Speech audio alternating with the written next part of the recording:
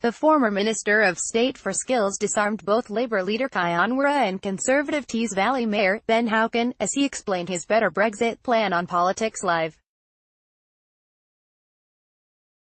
Mr. Bowles first deconstructed Theresa May's 95% completed Brexit plan by stating, "What the Prime Minister proposes is that when we leave the EU we go into an implementation period, which is effectively staying in the EU with all of its rules and still paying all of the fees. What I propose we do is go into the common market that binds the EU to the economies of Norway, Iceland and Liechtenstein.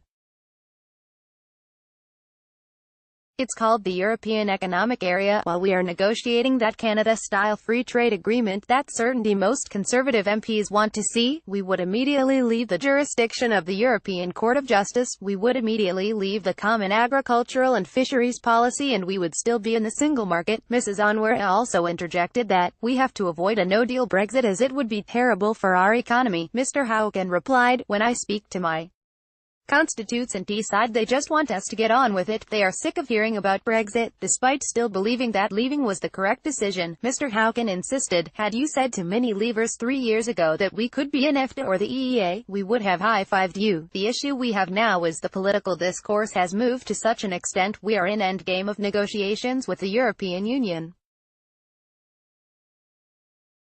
Nick Bowles speaking on Politics Live. Image, BBC. Ben Houchen speaking on Politics Live. Image, BBC. "We would immediately leave the jurisdiction of the European Court of Justice." Nick Bowles, "I think if you were to go to the EU and suggest this, they would say there isn't enough time. They would then go back to their very strong negotiating position." While nodding in agreement, Mr. Bowles insisted that Theresa May's current plan will see us drag out the process of leaving the EU. He said, "If Theresa May's deal is voted down by the House of Commons, which is quite likely, I think everybody agrees, we need to have a plan B that works. We need to have something that is better than a no-deal Brexit." As Tory tensions rise as the Conservative Party remains divided, Theresa May continues to face scrutiny on her handling of Brexit and the possibility of extending the transition period by another year.